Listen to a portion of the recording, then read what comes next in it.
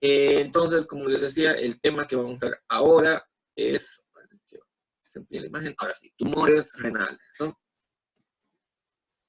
Entonces, la clasificación de estos tumores renales, como ven acá, nos interesa esta clasificación, ¿no? En benignos y malignos. Y de acuerdo a cuál es el tejido del cual está saliendo el tumor, se suelen clasificar en epiteliales, en no epiteliales, disontogénicos. Ese es un tipo de clasificación, hay otros tipos de clasificación también, y hay otros tipos de tumores también en las otras clasificaciones, pero no es práctico. Y más lo que quiero que vean acá es que vamos a ver algunos benignos, los más frecuentes, y de los malignos igual los más frecuentes, que son el tumor de Wilms y el carcinoma de células renales. De los benignos, el adenoma, oncocitoma y algunos finolipomas y algunos más, vamos a ver, ¿no?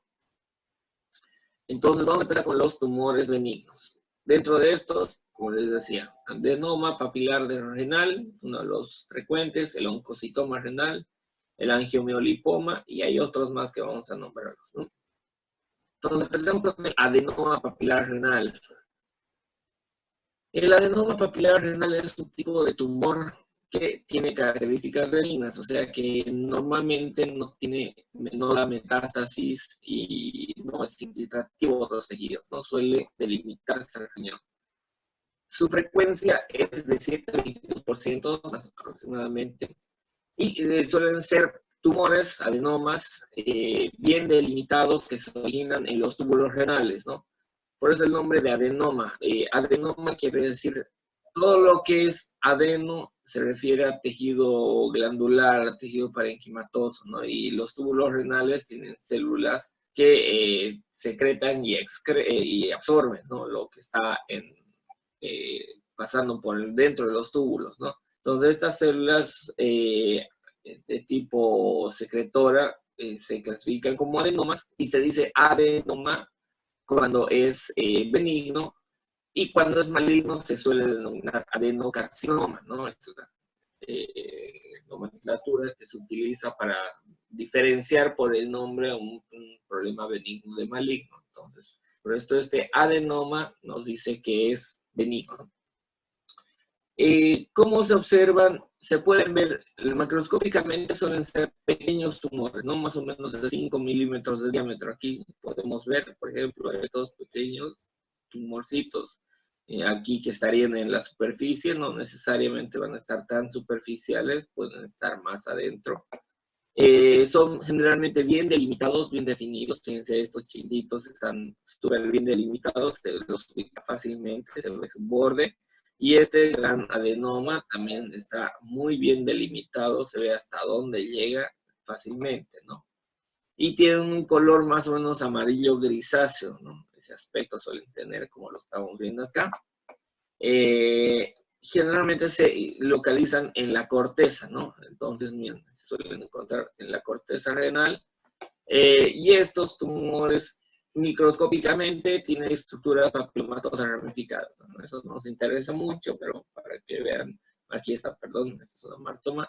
Este tumorcito acá, a nivel histológico se ven bastantes papilas, ¿no? Eso quiere decir ramificadas. Pero bueno, no nos interesa mucho la parte microscópica, solo para que sepan, ¿no? ¿Qué dice? Ese es el primer tipo de tumor renal. Como dice, es benigno, ¿no? Entonces, ya vamos a ver ahorita el manejo que se suele hacer de este tipo de tumores. Otro tipo de tumor benigno también es el oncocitoma renal. Este oncocitoma tiene ciertas características, normalmente se lo considera benigno, pero en ocasiones puede tener comportamiento maligno. ¿A qué se refiere eso? Un tumor benigno que tiene comportamiento maligno son los tumores que suelen ser bastante expansivos, que suelen crecer rápido, que suelen crecer mucho, ¿no? Entonces, no suele dar metástasis, no infiltra en general mucho a los tejidos, o sea, no se mete en los otros órganos, pero puede crecer bastante y eso irá a afectar a los otros órganos por el crecimiento dentro del riñón que suele estar teniendo, ¿no? Entonces, o incluso en ocasiones ser francamente maligno y dar metástasis o infiltrar, ¿no? Entonces, en ese caso sí puede ser el comportamiento bastante maligno que puede tener este tipo de tumor. Pero en general suele ser benigno, en general, en la gran mayoría de los casos, ¿no? ¿Por qué se llama oncocitoma? Porque está compuesto por células epiteliales llamadas oncocitos. Aquí históricamente es el aspecto microscópicamente de los oncocitos. Y este oncocitoma, en este caso estamos hablando de oncocitoma renal, pero puede haber oncocitomas en varios órganos, no solo en los riñones, ¿no? Y cuando encontramos oncocitoma renal, también podemos encontrar el mismo paciente oncocitomas en nuestros otros órganos, ¿no? Su frecuencia es baja en general en el riñón, ¿no? De todos los tumores que pueden desarrollar el riñón, solo el 3 al 5% suele ser un oncocitoma. O sea, es raro desarrollar tumores en el riñón y de paso este tipo de tumor es más raro, 3 a 5%. Entonces es raro, difícil encontrarlo, pero puede pasar, ¿no? He visto que en los hombres tiene una prevalencia mayor que en las mujeres. Entonces, hay que ver eso, la parte epidemiológica, se ve que tiene algo de relación con las hormonas o con la genética del cromosoma, el 23XY, entonces puede tener algo de relación, pero igual he visto que en mujeres presenta. Sí. Tá saindo sua voz cortando, não sei se é minha internet, se é de ustedes. A ver, a misma cosa. ¿Se está cortando, chicos, para todos? Se está cortando, sí, doctor, no está bueno. Ya, a ver, voy a intentar acercarme más, hablar más fuerte, a ver si... No es que es cortado, pero es como que sale algo. A ver, y creo que estaba mal conectado mi cable de LAN, tal vez sea eso y mi señal esté baja. ¿Ahí ahora se escucha mejor o no? Sí. Ahora sí. Sí, no está cortando. Parece que era el cable. Bien que me avisen, porque en algunos videos he escuchado así también y generalmente no me avisan. Gracias por decirme. Entonces, ¿desde el inicio que se escuchaba así? Sí. Sí, pues ya, volveremos entonces por ese caso. Sí, Volveremos. Entonces, como les decía, hay los tumores renales que vamos a clasificar en tumores renales benignos y malignos, ¿no? Vamos a empezar con los benignos, como hemos visto acá, que son todos estos a continuación. Entonces, en el adenopapiloma renal es un tipo de tumor, es relativamente frecuente, del 7 al 22%, porque habían visto como era el oncocitoma, que era menos frecuente, ¿no? Son bien delimitados, como vemos en la imagen, muy bien delimitados, bien circunscritos. ¿Y de dónde salen? Conocemos la nefrona, los túbulos renales, y de las células que conforman los túbulos renales, de ahí se originan estos tumores. Entonces, por eso es el nombre de adenoma, porque es de células que suelen ser secretoras o absorben, ¿no? Los túbulos renales, eso se encargan las células. ¿Cómo se suelen ver la morfología? Son tumores pequeñitos, generalmente pueden ser de 5 milímetros de diámetro, pero algunos pueden ser un más, ¿no? Pues dependiendo del tiempo de evolución y de las características, a lo que mencionan, no todos exacto, pero generalmente suelen ser pequeños y bien delimitados, ¿no? Suelen ser bien definidos, un color amarillo grisáceo pálido suelen tener estos tumores. Generalmente se encuentran en la corteza renal, lo más frecuente, y tiene microscópicamente estructuras papilomatosas ramificadas, que como les he dicho, no nos interesa mucho la parte microscópica, porque ya esto es el patólogo que suele ver, ¿no? Entonces, si tienen un tumor renal, toman una muestra para saber si es benigno o maligno, le hacen una biopsia al paciente, él va a identificar si es este adenoma según su apariencia microscópica, ¿no? Entonces, él va a ver, nos va a decir, tiene estructuras papilomatosas ramificadas, no tiene datos de problema neoplásico maligno, no tiene datos significativos, entonces es un adenoma papilar, ¿no? Y de acuerdo a eso ya nosotros vamos a ver la conducta que tomamos. Porque en este tipo de tumores, mientras no haya esto te pregunta si el audio sigue siendo malo para los demás, para todos. Sí, es mal. No sé qué será, si mi señal debe ser. A ver. entiendo por qué se está cortando. Debe ser los cables. Y me estoy fijando ahorita que esté bien conectado. ¿Y sigue así o ya no? Hola, hola, hola. Hola, hola, ¿me escuchan? Hola, chicos. ¿Están escuchando? Ah, se colgó esto, creo. Ah, no. A ver.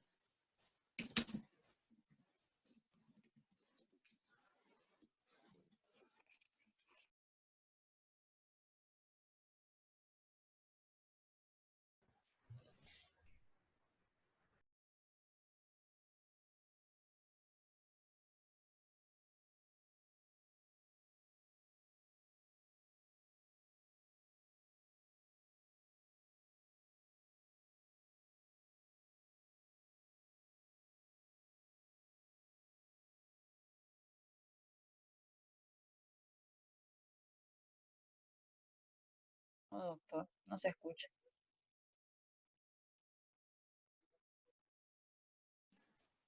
Creo que lo tengo silenciado. Ahora sí, ¿me escuchan? Sí, ahora sí. A ver, ya. Se salió de mi Zoom, se desconectó todo y parece que esto se desconfiguró. Ahora sí, ¿ya me escucha todo bien? ¿No se corta? ¿Ningún problema? No sé. Todo bien. Ah, ya, a ver.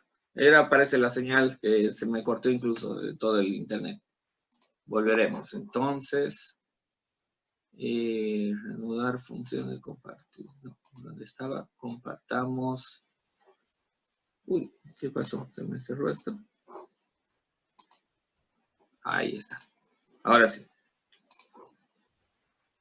¿Qué problema? Ya. Una vez más entonces, volvemos con este adenoma papilar. El adenoma papilar son lesiones benignas bien delimitadas, frecuencia del 7 al 22%, y suelen ser tumores que se encuentran en la corteza renal, ¿no? De la corteza está llegando hacia la parte más profunda, pero se origina en la parte de la corteza principalmente, y pueden ser, generalmente son tumores pequeños, la mayoría de menores de 5 milímetros de diámetro, pero algunos pueden crecer más, ¿no? Entonces, como les decía, ¿cómo vamos a diagnosticar esto? Nosotros vamos a ver al final que se hace estudios de imagen y muchas veces este adenoma papilar, lo que no suelen dar síntomas, generalmente estos tumores benignos, sobre todo de pequeño, cuando son de tamaño pequeño, ¿no? Entonces, como no suelen dar síntomas, la mayoría son hallazgos ocasionales. Entonces, una vez que se lo detecta como un hallazgo ocasional, lo que se hace es, se hace controles imagenológicos, se puede hacer biopsia, generalmente una biopsia para ver cuál es su característica histológica, y si vemos que tiene estructuras papilomatosas ramificadas en la biopsia, sabemos que es un tumor papilar, un adenoma papilar renal, entonces la mayoría de las veces se lo suele dejar, ¿no? Nada más observación porque es un tumor benigno. Entonces no necesitamos operarlo, sobre todo cuando es pequeño, es benigno y no nos da datos de compresión de otro órgano o afecta a la función renal, ¿no? Porque en ocasiones sí podría crecer y obstruir la salida de orina de alguna papila. En ese caso nos puede dar hidronefrosis o algunas complicaciones. Y ahí ya se podría ver la posibilidad de operar. ¿Ya? Ahora sí, mejor el audio. Sí, está bueno. Ahora sí, qué bien. Doutor, adenoma desse pequeno, se pode confundir com cálculo renal? No, porque a nivel imagenológico es diferente el aspecto, ¿no? El cálculo se ve como una imagen, digamos, en ecografía se ve como una imagen hiperecogénica que da una sombra. En este caso, se puede ver un cambio en la ecogenicidad, generalmente se ve, digamos, todo el riñón y la parte del adenoma se lo puede ver así como en este caso, un poco abultado.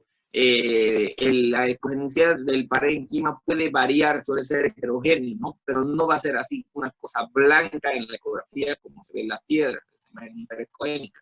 Y dos, no va a dejar ninguna sombra acústica posterior. ¿Se acuerdan que cuando hemos visto una litiasis siempre deja una sombra hacia atrás de la piedra, ¿no? Entonces, en ecografía, que generalmente se lo va a diagnosticar o se los va a sospechar la primera vez por ecografía, porque es el estudio más frecuente que se suele hacer para otras patologías, ahí vamos a ver que no parece, nos va a decir hay una masa, no un lito, ¿no?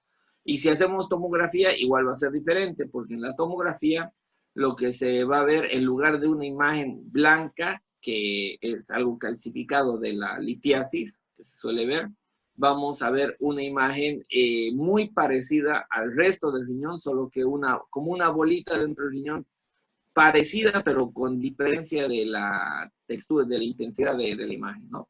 Pero no es muy probable confundirlo con cálculos, principalmente. Ya, gracias, doctor. De nada, buena pregunta. Segundo tipo de tumor benigno, el oncocitoma renal. Este, como les decía, puede ser benigno, se puede comportarse como un tumor benigno, como normalmente es, o sea, que es un benigno, no infiltra otros órganos y no da metástasis, eso es el comportamiento benigno. Pero en ocasiones puede comportarse como si fuera un tumor maligno, o sea, que puede ir creciendo bastante e ir afectando a otros órganos, ¿no? Principalmente eso, a infiltrar a tejidos cercanos. Entonces, en ocasiones puede tener comportamiento maligno, aunque en general se lo considera un tumor benigno en la mayoría de los casos, ¿no? Está compuesto por células que se llaman oncocitos, por eso ahí viene el nombre de oncocitoma renal. Y no solo se encuentran en los riñones, se pueden encontrar oncocitomas en otros órganos, ¿no? En varios órganos hay la posibilidad de encontrar estos tumores, pero son poco frecuentes. Como les decía, solo el 3 al 5% de todos los tumores renales suelen ser de tipo oncocitoma, ¿no? La mayor prevalencia de este tipo de tumores es en hombres en general, y como les decía, dan metástasis muy raras. Cuando da metástasis es ese comportamiento maligno que podemos ver, ¿no?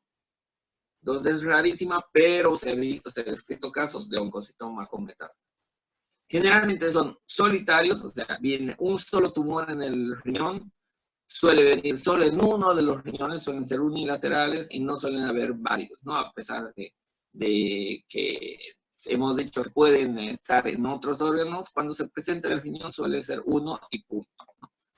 El tratamiento, a ver, creo que lo tengo acá, sí. Generalmente los síntomas, como les decía, ¿no? Igual que el papiloma, normalmente no nos da síntomas específicos. Y al ser benignos, como no infiltran ni siquiera vasos sanguíneos, a veces el adenoma papilar no suele dar ni siquiera hematuria ni otros síntomas, ¿no? El oncocitoma sí en ocasiones por el crecimiento y sobre todo cuando tiene comportamiento maligno puede darnos origen a una hematuria.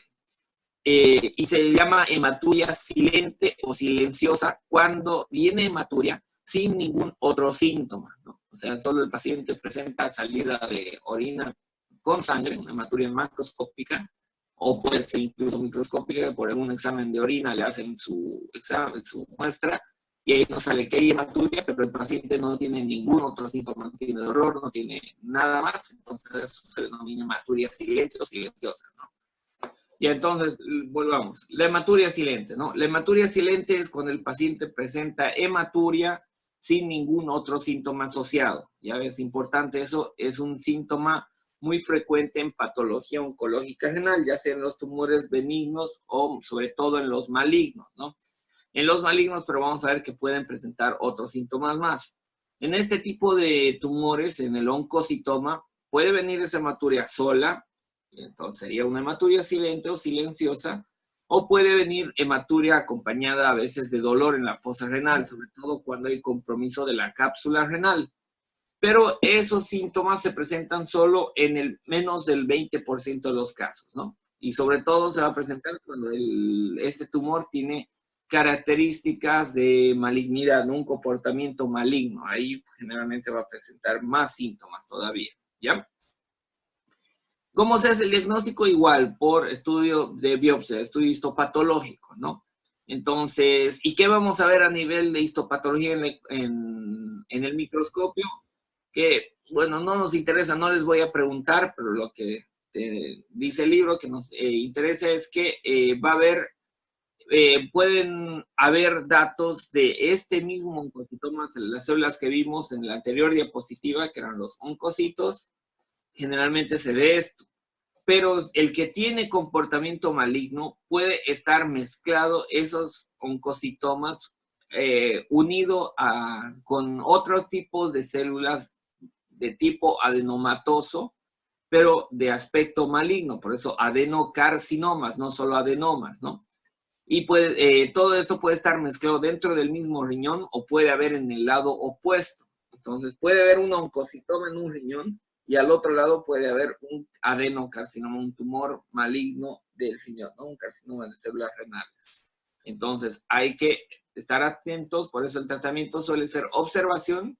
En caso de que veamos el tumor, hacemos la biopsia, sí o sí tenemos que, cuando encontramos un tumor, hacer una biopsia, ¿no? No lo vamos a dejar el tumor así para ver que si va creciendo o no. El tumor, primero biopsia, nos aseguramos de que tenga características benignas ahí a nivel histopatológico, y ahí recién, si vemos que es benigno, si vemos que no es de mucho crecimiento, no está dando síntomas, se lo suele dejar y hacemos una observación, ¿no? Nos vamos viendo que no crezca, que no se complique y que no nos esté dando más complicaciones.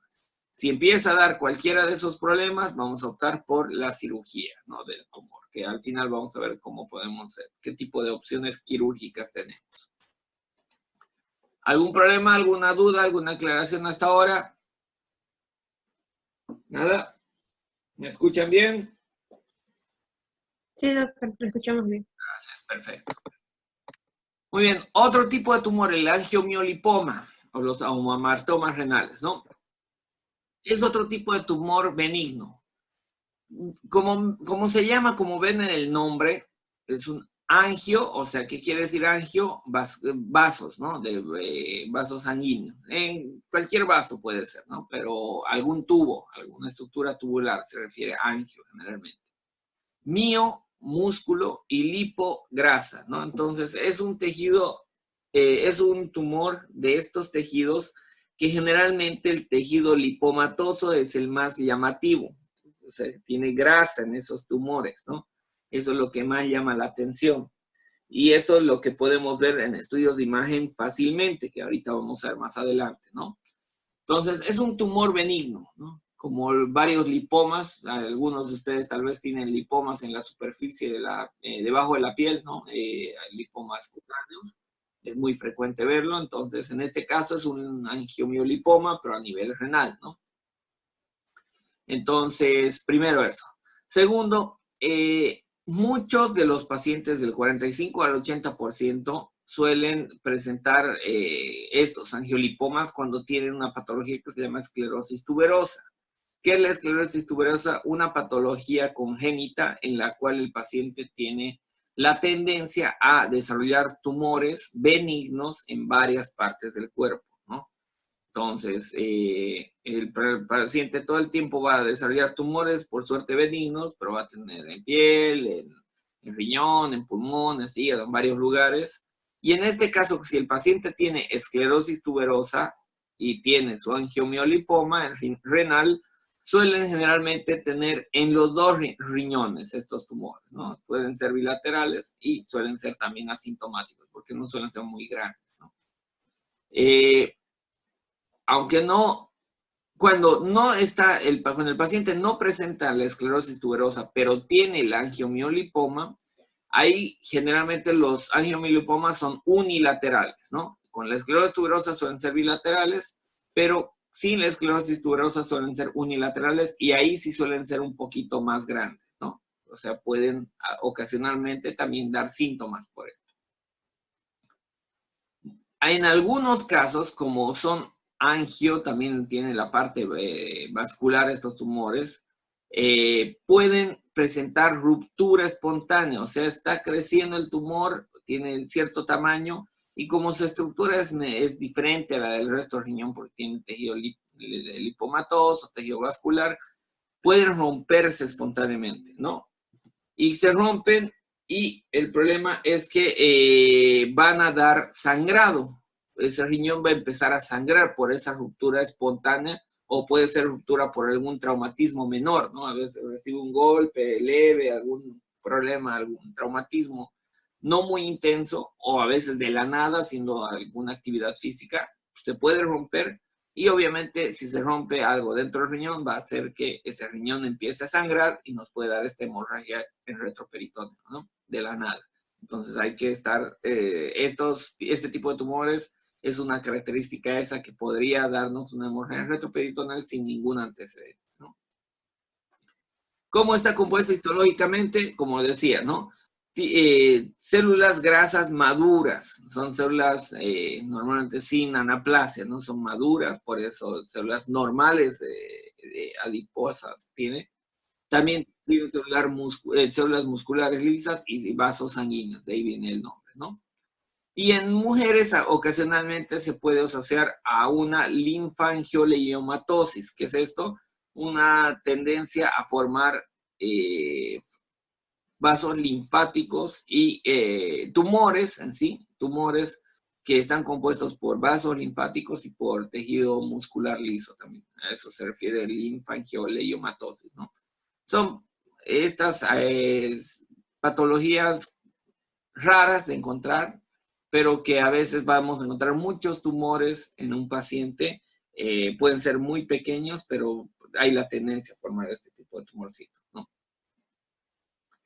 ¿Cómo se hace el diagnóstico? Por estudios de imagen, ecografía o tomografía, que en ambos lo que se va a detectar es la presencia de tejido adiposo, tejido graso dentro del riñón. Sobre todo a nivel de tomografía, fíjense, es bastante fácil identificarlo.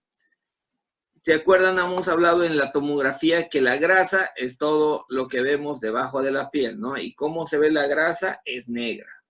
Aquí adentro, igual la grasa perirrenal, vemos también los riñones rodeados de algo negro, que todo eso es tejido adiposo perirrenal. Y normalmente, ¿cómo vemos los riñones, en este caso, parecería por lo blanco que están estos riñones, parecería que es con contraste, pero me llama la atención que no la veo tan blanca la aorta y la vena cava. Pero sí, parecería que se le está terminando el contraste, pero todavía tienen contraste, ¿no?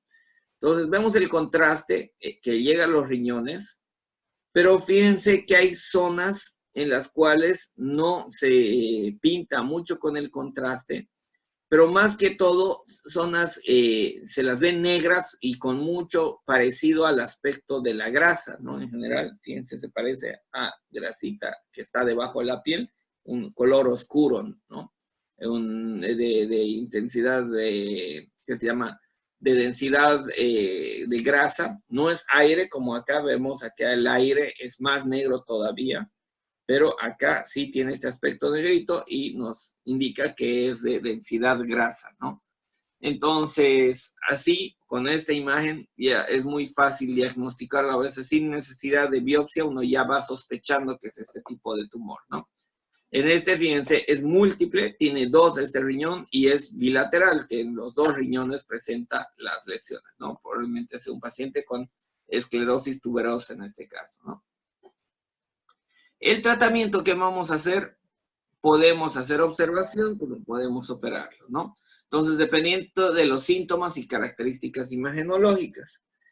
Cuando es una lesión sola, aislada y pequeña, menor a 4 centímetros, se suele hacer observación nada más, ¿no? Se lo dejamos al paciente con su tumor, con su angiomiolipoma y vamos a intentar hacerle estudios imagenológicos seguidos cada año, ¿no? En este caso. Cuando es una lesión más grande, ya no es tan pequeñita, cuando es mayor a 4 centímetros, pero son asintomáticos los pacientes o tienen síntomas leves, hay que hacer seguimiento, pero más seguido, ¿no? Semestral, cada 6 meses, volver a hacer estudios de imagen para asegurarse que eso esté bien, ¿no? Y asegurarse que el paciente no vaya desarrollando síntomas más intensos, más complicados con el paso del tiempo, ¿no? Y cuando el paciente tiene una lesión grande, más de 4 centímetros, y síntomas moderados a graves, lo mejor es hacer una cirugía, ¿no? Sacar ese tumor. Pero se suele escoger, se suele preferir la cirugía preservando ese riñón, intentando dejar el riñón, no sacar todo el riñón, solo sacar la parte del tumor. O también se puede hacer una embolización, dice ahí, ¿no?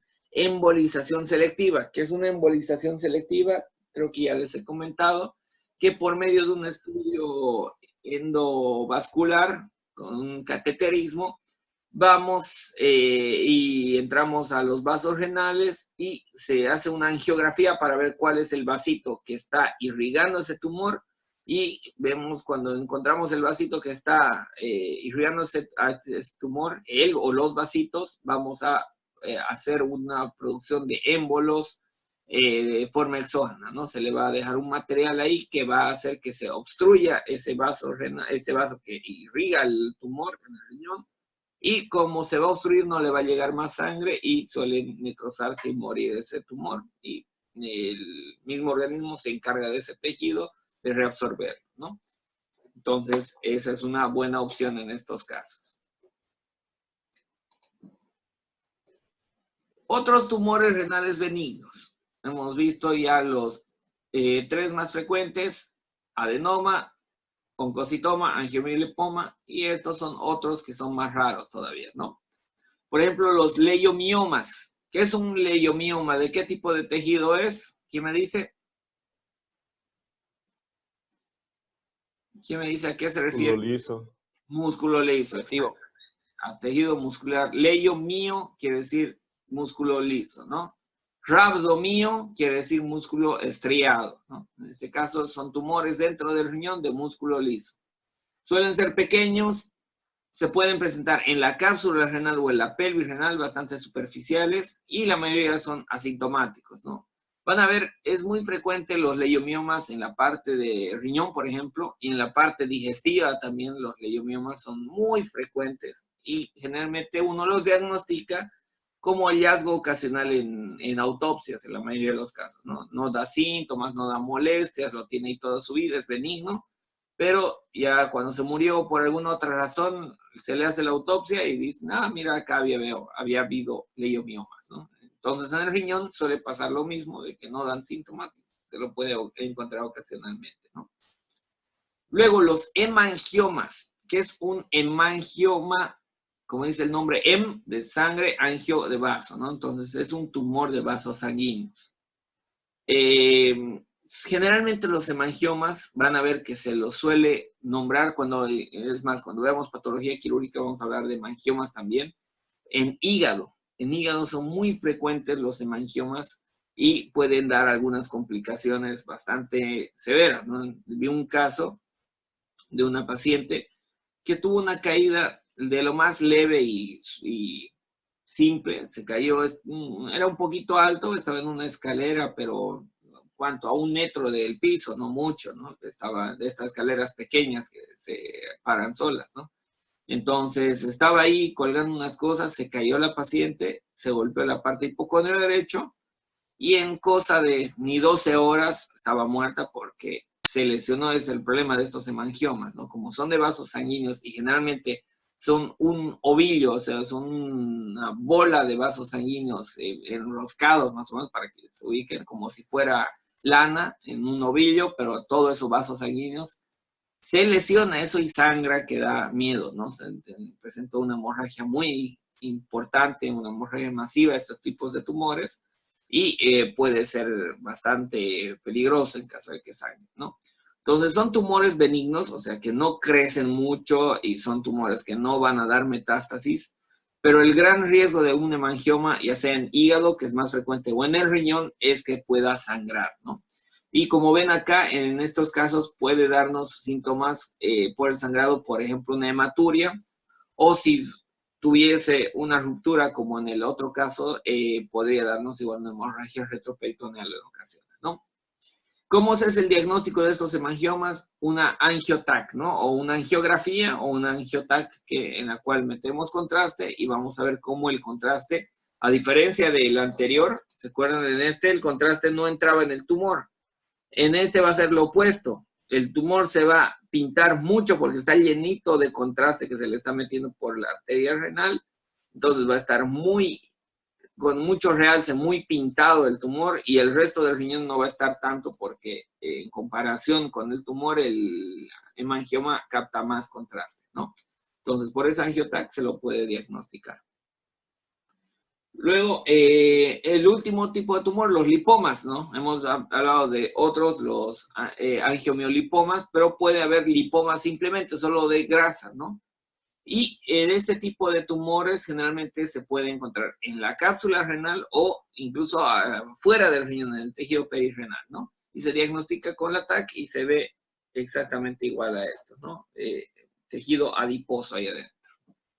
Entonces, esos serían los tumores benignos en general. ¿Alguna duda hasta acá? ¿Alguna aclaración? Não, doutor, tranquilo. Escuchamiento. Doutor, sobre o diagnóstico, para todos esses não necessitaria ressecação e levar para estudio histopatológico, o se puede hacer solo por imagen? Ya, buena pregunta. Para la mayoría, no es necesario tanto el estudio histopatológico. Los datos imagenológicos nos ayudan bastante, ¿no? Sobre todo de todos los que hemos visto, el angiomiolipoma, el hemangioma y el lipoma suele ser suficiente el estudio de imagen. Por en los que generalmente le puse el diagnóstico de tomografía o algo, como ven, ecografía o tomografía, en esos se puede diagnosticar por estudios de imagen. En los otros tipos es preferible, como imagenológicamente no se puede distinguir, no sabemos si es leiomioma, no sabemos si es un adenoma. En esos casos sí está indicado hacer la biopsia, el oncocitoma también, ¿no? Porque podría ser benigno o podría ser maligno. El estudio de imagen no es muy concluyente, ¿no?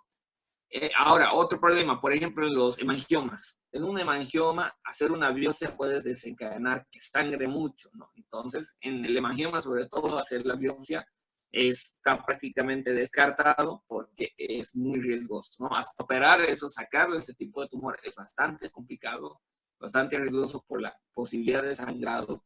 Entonces, en este caso, la biopsia no sería lo muy adecuado, ¿no? En los otros, por ejemplo, el lipoma, el angiomiolipoma, podríamos hacerle biopsia, ¿no? Para confirmar, para estar más tranquilos y más seguros. Pero con los datos imagenológicos de la tomografía, generalmente es suficiente para ya sospechar y poder hacer solo un tratamiento, como les digo, conservador, observación y nada más, sin necesidad de tener que ir a tomar la biopsia de ese riñón, ¿no? Ahora, el adenoma, el oncocitoma, eso sí es que hay que hacerle una biopsia para asegurarnos que sea benigno y asegurarnos el diagnóstico, ¿no? Porque no vamos a saber qué tipo de tumor es hasta hacer la biopsia en ese caso. ¿Alguna otra duda? ¿Nada de esto? Muy bien. Sigamos. Me estaba olvidando esto, perdón. Hay el tumor de células justaglomerulares. Pensé que ahí terminaron los benignos, pero no. Entonces, el tumor de células justaglomerulares es rarísimo, ¿no? Para que se ubiquen, ¿qué son las células justaglomerulares? Acuérdense de la nefrona, este es el glomérulo. Hay la mácula derecha que es parte del túbulo distal. Entonces, las células justaglomerulares son las células que están en contacto con ese glomérulo y que son las encargadas de la parte fisiológica para controlar las hormonas secretoras del riñón, ¿no? La renina, el sistema de renina, angiotensina, aldosterona, tiene que ver con este tipo de células justaglomerulares. Entonces, estas células pueden sufrir algún problema, una alteración y multiplicarse y dar la formación de un tumor, ¿no? Como les digo, es muy raro, por suerte. Es benigno, o sea, no va a infiltrar a órganos vecinos, no va a dar metástasis. Pero el problema de este tipo de tumor es que tiene que ver con la parte de esto del sistema renina, angiotensina, aldosterona. Entonces, nos va a dar síntomas derivados de ese problema, ¿no? Porque va a secretar este tipo de, va a estimular a este sistema, este tipo de tumor, ¿no? Se puede encontrar en pacientes jóvenes, adultos jóvenes, entre 20 a 40 años, no necesariamente muy mayores. Y como les decía, puede ocasionar hipertensión arterial significativa, ¿no? Que en esta edad no es muy frecuente encontrar una hipertensión arterial muy elevada. Si generalmente no hay nada de hipertensión arterial en esta edad, va a empezar después de los 40 años en la mayoría de los casos.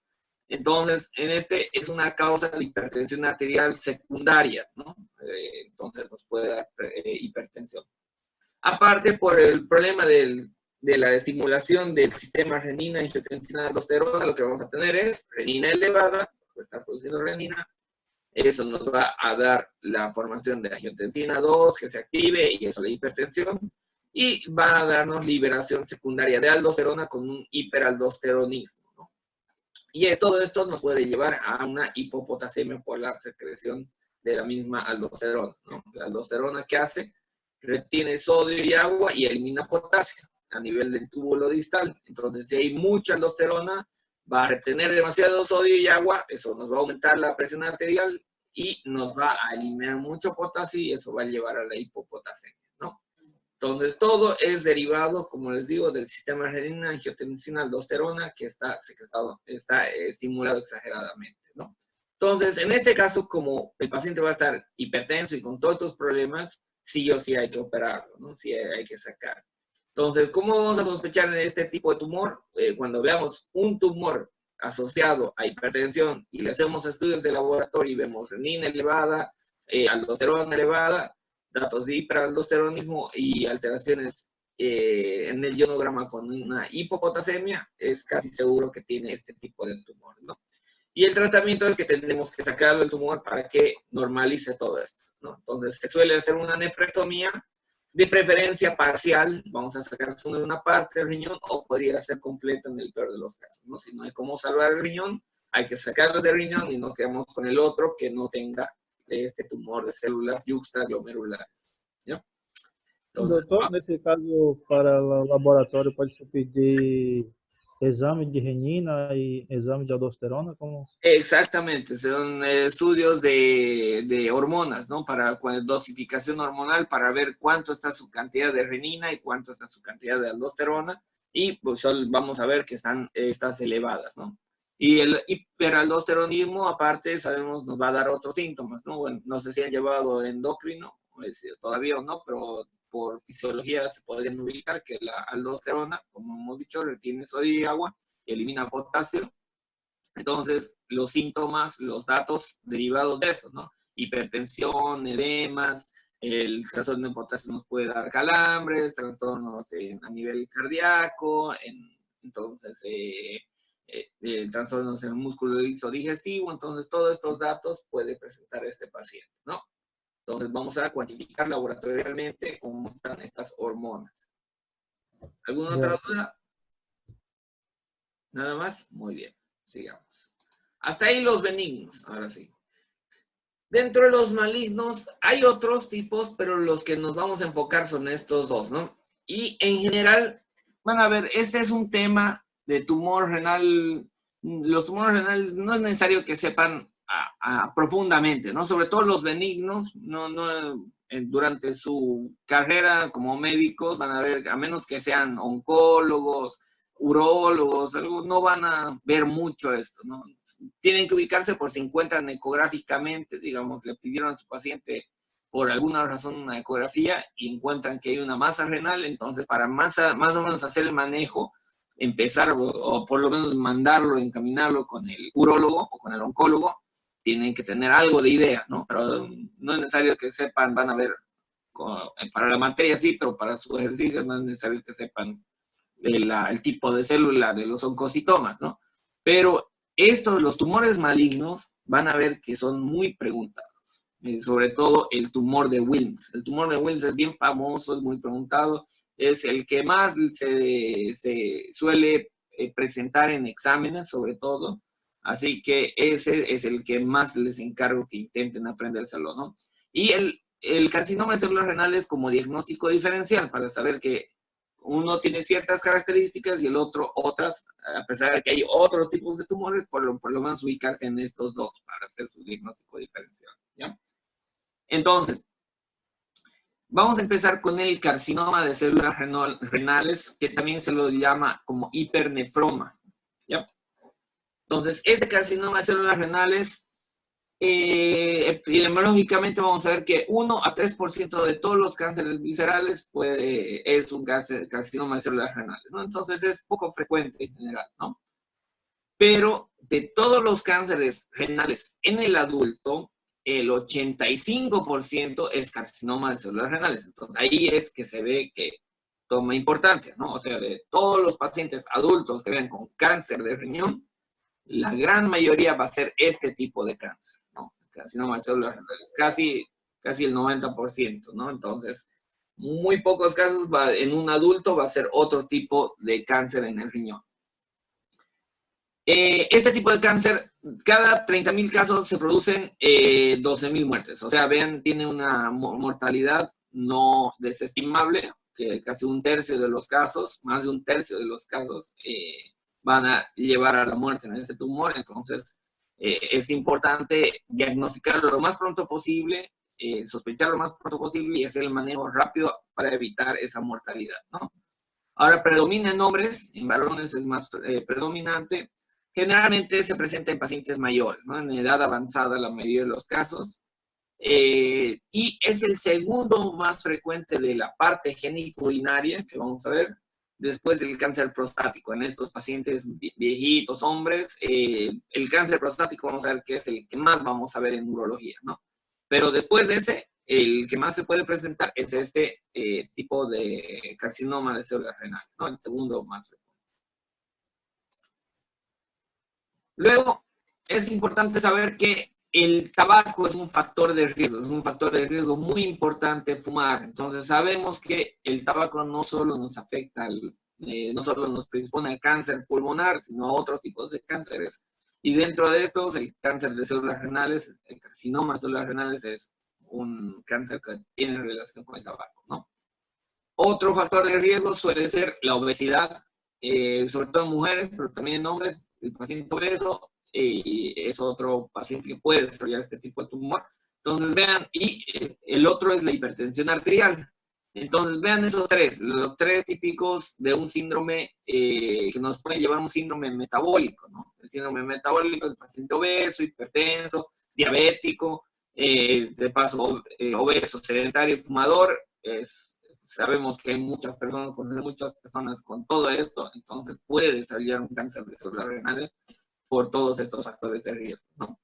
Luego, tratamiento con hormonas, con estrógenos no neutralizados, en general para que se ubiquen con estrógenos, en general puede llevarnos a presentar este cáncer de células renales.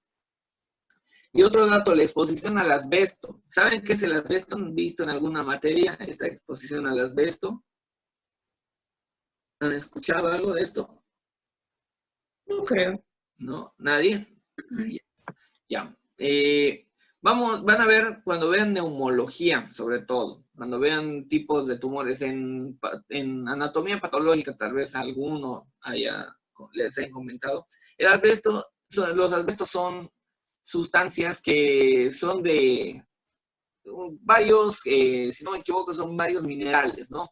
Pero en general el asbesto es como un polvo que en algunas construcciones, sobre todo hace tiempo, en la antigüedad tenían las construcciones, las casas, las paredes, los techos, y que soltaban al ambiente y ese asbesto y estaba en contacto con el paciente, con el cuerpo. Entonces, esta exposición al asbesto se ha visto que llevaba a la producción de algunos tipos de tumores. Y sobre todo el asbesto es muy relacionado con un tumor a nivel pulmonar que es el mesotelioma. El mesotelioma es un tumor no tanto pulmonar, sino un tumor de la pleura. Entonces se forma un mesotelioma maligno, un tumor de la pleura, que va creciendo y va invadiendo el pulmón y a veces incluso también puede ser mesotelioma, como el mesotelio es las serosas, las capas serosas, también puede afectar al peritoneo, puede haber mesotelioma peritoneal, pero lo típico es de la pleura. Entonces va a formar un tumor maligno a ese nivel, ¿no? En esas serosas que estoy nombrando. Esa es la principal relación con asbesto, se ha visto con estos mesoteliomas. Pero también esta exposición al asbesto nos puede dar desarrollo de tumores en el riñón de este tipo, ¿no? Entonces, los asbestos son sustancias que ya se ha detectado que eran un gran factor de riesgo para formar tumores, y con eso ya se los ha intentado eliminar de las construcciones porque eran algo bastante frecuente, ¿no? Entonces, el paciente que esté expuesto al asbesto puede presentar esto, ¿no? La asbestosis es una patología por inhalación de sustancias que da primero inflamación del pulmón, después nos puede llevar al mesotelioma. Luego, en la insuficiencia renal crónica, como el riñón ya está en las últimas, una insuficiencia renal crónica apenas funciona, las pocas células que están funcionando pueden estar sobreestimuladas y por eso van a intentar multiplicarse y terminan multiplicándose mal con alteración de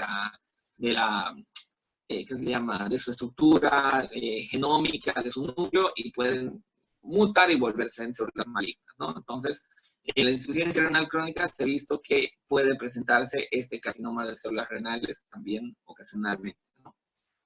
Ahora, como dice abajo, la mayoría de los cánceres son esporádicos. ¿Qué quiere decir esporádico? Que no está relacionado o sea, que aparece de la nada en el paciente, ¿no? No había en el papá, en la mamá, no hay nadie más en la familia, entonces justo a ese paciente mutó y apareció el tumor y ni modo, ¿no? Entonces eso es esporádico. Pero, como les digo aquí, hay algunos casos no tan frecuentes de cánceres familiares, ¿no? Del riñón, ¿no? Que son de tipo autosómico dominante, pero son poco frecuentes, ¿no? Son el 4% de cánceres renales. Y generalmente se asocian a estos síndromes, ¿no? Al síndrome von Hippel-Lindau es un síndrome en el cual se relaciona a que en la familia puedan desarrollar cánceres de riñón varias personas dentro de esa familia.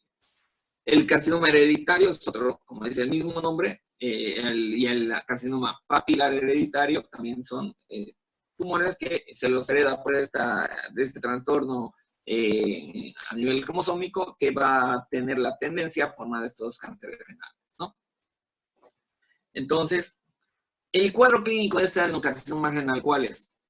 Generalmente es asintomático, ¿no? Hasta estadios avanzados. Ese es el gran problema, el gran riesgo, que el paciente no va a tener ningún síntoma, ninguna molestia, más que nada, ¿no? Va a estar completamente asintomático hasta que llega a invadir a órganos vecinos o crece mucho, que en lo que generalmente va a presentar va a dar hematuria, ¿no? El primer síntoma que podemos empezar a ver cuando ya está relativamente grandecito el tumor es una hematuria silente o silenciosa, ¿no? Entonces solo de la nada el paciente dice, doctor, empecé a orinar rojo, pero no me duele nada, estoy tranquilo, estoy como si nada. Entonces es el primer dato que tenemos que sospechar, ¿no? O en un examen de orina que se le pide de forma ambulatoria para alguna otra patología, vemos que hay hematuria sin síntomas, entonces hay que ver eso, ¿no? Otro síntoma que en ocasiones puede dar ya es el dolor lumbar. Por el crecimiento del tumor va a afectarnos la cápsula y puede ya empezar a sentir un dolorcito en esa zona, ¿no? Y como en todo tumor, siempre que sospechen cáncer, es muy importante la pregunta de si el paciente está perdiendo peso. La pérdida de peso es un síntoma muy relacionado con tumores malignos en general, ¿no? Entonces, si el paciente tiene hematuria y pérdida de peso, nos dice, sí, solo estoy orinando rojo y perdí en los últimos 3 meses 10 kilos, ¿no? Una pérdida sobre todo así muy marcada de peso. Es muy probable que sea un tumor maligno, ¿no? Pero obviamente, si hay pérdida de peso es que está muy avanzado ese tumor, ¿no? Es un mal pronóstico ver eso, ¿no?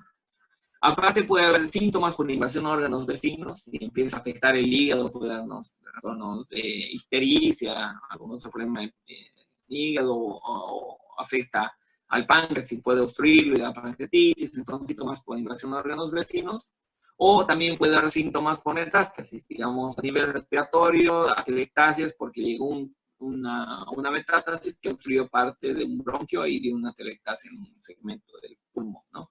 Entonces, estos son los síntomas y obviamente no es bueno que tenga síntomas porque ya está avanzado, ¿no? Por si acaso, antes de que se corte, falta 1 minuto y medio de esta reunión, pero como la primera vez fue cortita, vamos a hacer una tercera igual cortita, porque no se alcance hasta las 9:30. Ya, porfa, chicos. Algo me está escribiendo.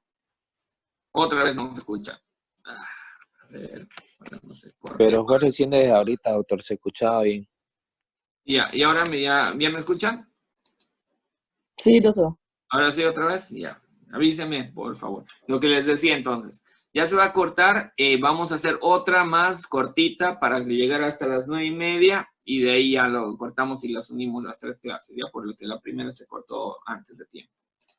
Entonces, sigamos. Histopatología. ¿Cómo se ve ese carcinoma renal, ¿no? Lo que se puede observar es este aspecto, más o menos, ¿no? Aquí vean cómo es el riñón, vemos el parénquima renal normal en esa parte superior, y aquí todo este es el hipernefroma que está afectando el resto del riñón, ¿no? Aquí también este es la parte del tumor, y esto es el riñón normal. Entonces, puede aparecer en cualquier parte del riñón, pero suele predominar en los polos. Aquí en el polo inferior, bueno, no sé si está de cabeza o no, pero parece el polo inferior, y aquí parecería tal vez el polo superior del riñón, ¿no?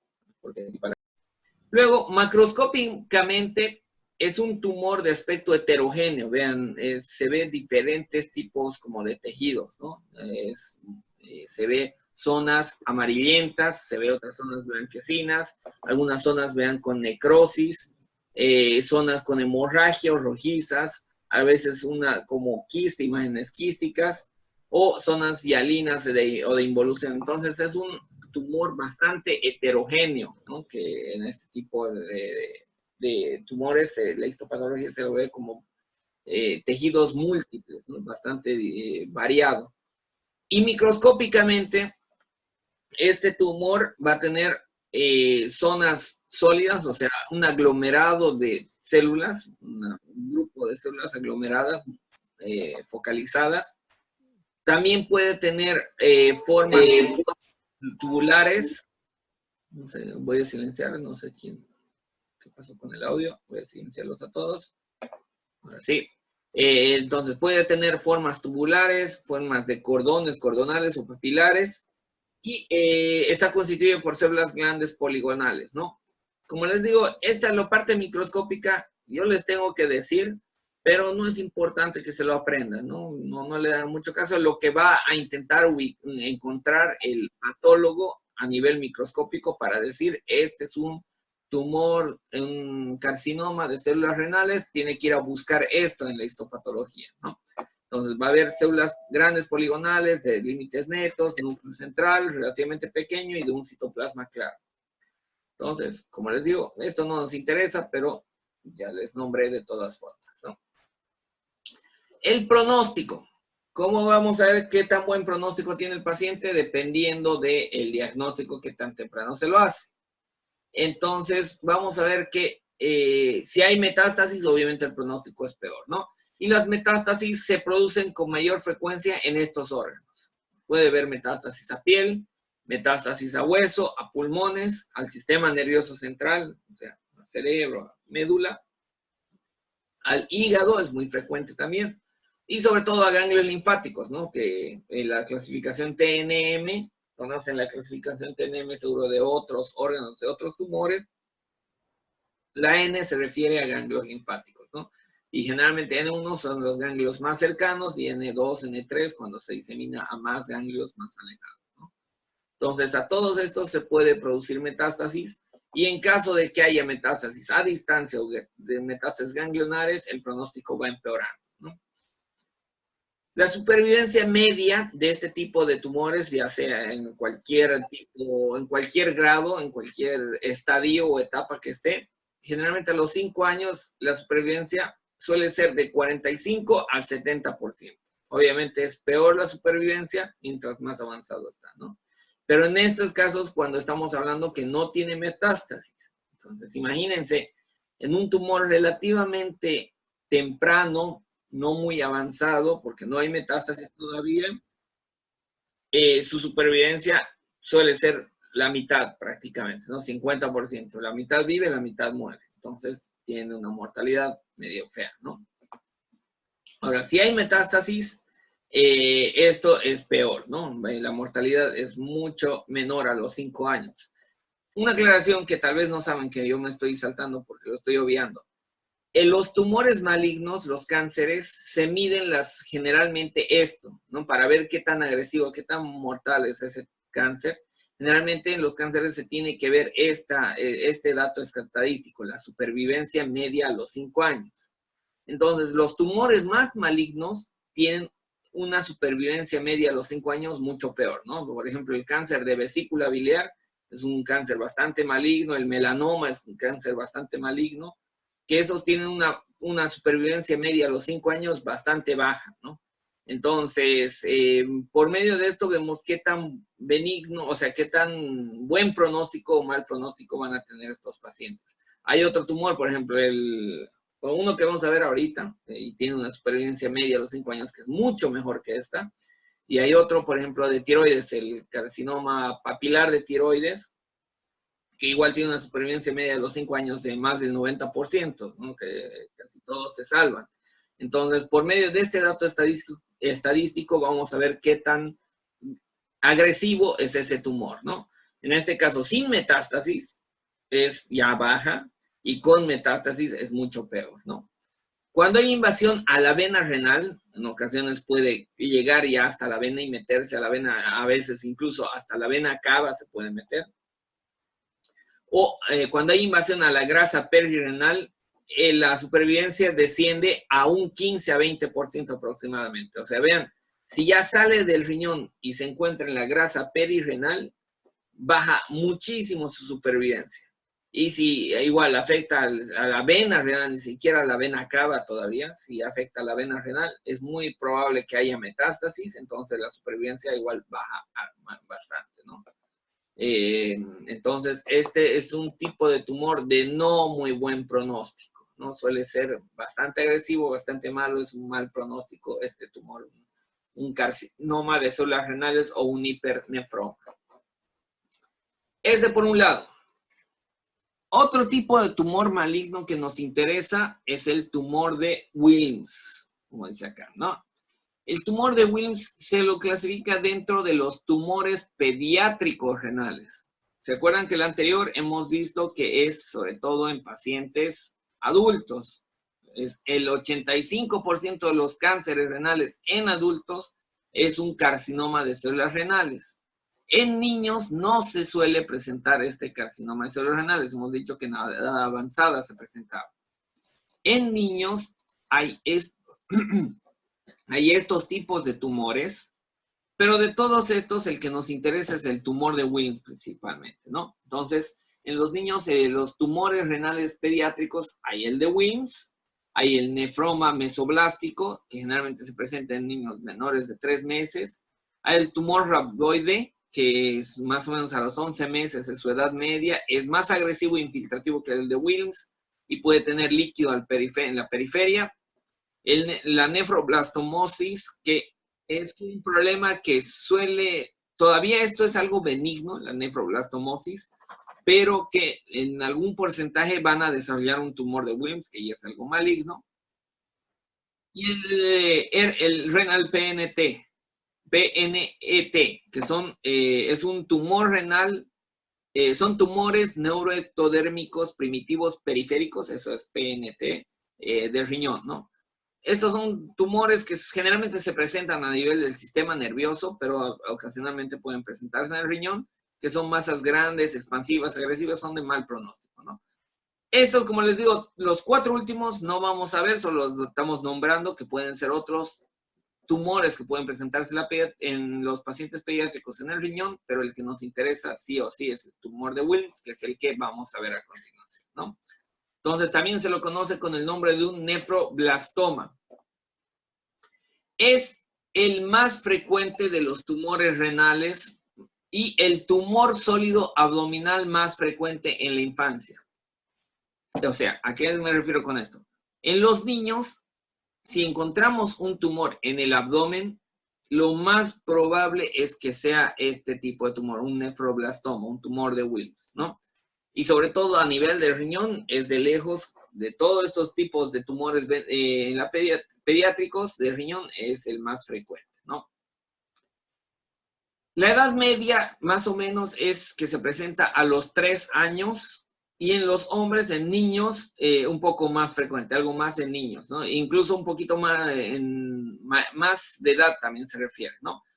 A veces a los 5, 7 años se puede detectar, ¿no? Pero más o menos la edad media es a los 3 años que se detecta este tipo de tumor. Está asociado con otros tipos de enfermedades, con síndromes, ¿no? Síndromes raros. Entonces, es bueno que sepan, pero no que sepan qué síndrome específicamente. Y son donde puede presentar metástasis a pulmón y a hígado. Son las metástasis más frecuentes que va a dar este tipo de tumores, ¿no? Es un tumor maligno, estamos hablando de un cáncer, entonces puede dar metástasis. Pero este tipo de tumor suele ser de muy buen pronóstico, gracias a Dios, incluso en estadios avanzados, porque suele tener una supervivencia del 84 al 90%. Obviamente estamos hablando de bibliografía anglosajona de Estados Unidos, con un buen sistema de diagnóstico y tratamiento rápido. Entonces, esta supervivencia baja con el grado del tumor que tan avanzado esté, y en los grados muy avanzados va a bajar bastante, ¿no? Este tipo de tumor, por ejemplo, es el que tenía el niño del problema de que le sacaron el otro riñón, ¿no? Entonces, era un tumor de Wilms que se le tenía que sacar y por error se le sacó el otro riñón y al final quedó sin los 2 riñones, ¿no? Entonces, obviamente, al sacarle el otro, el pronóstico empeoró bastante, obviamente, ¿no? ¿Por qué es bueno su pronóstico? Porque las cirugías generalmente puede sacarlo completamente. Van a ver que puede dar metástasis y puede infiltrar, pero es poco, no es tan frecuente. Y generalmente cuando ya está muy avanzado es recién que va a dar todas estas complicaciones, ¿no? Y también responde bien al tratamiento no quirúrgico. A las quimioterapias también suele tener una buena respuesta, ¿no? La gran mayoría son expansivos. ¿Qué quiere decir esto? Que crecen mucho, pero no son infiltrativos en general, ¿no? No suelen infiltrar mucho a los otros órganos. Van creciendo, creciendo, creciendo, pero está circunscrito. Entonces, por eso también su buen pronóstico. Entonces, son expansivos, quiere decir que están bien circunscritos. Suelen tener una cápsula, como una cápsula, una pseudocápsula. En estudios de imagen que es la eco y la TAC, suelen ser heterogéneos, o sea, tienen diferentes aspectos, diferentes colores dentro del tumor para que se ubiquen, ¿no? Para partes más blancas y otras más negras. Y ocasionalmente puede tener calcificaciones, ¿no? A veces vemos dentro del tumor zonas calcificadas que se van a ver muy blancas en la tomografía, o lo que hemos visto de una litiasis en la ecografía, ¿no? Muy rara vez, igual pueden dar invasión a la vena renal, que igual puede empeorar un poco el pronóstico, pero como hemos visto, suele ser igual benigno, ¿no? Y esto es otro dato que nos da el buen pronóstico, que raramente son infiltrativos, o sea que no se infiltran en los otros órganos. Va creciendo, pero todo limitado, ¿no? Eso es lo bueno. El cuadro clínico, vean la imagen, ¿no?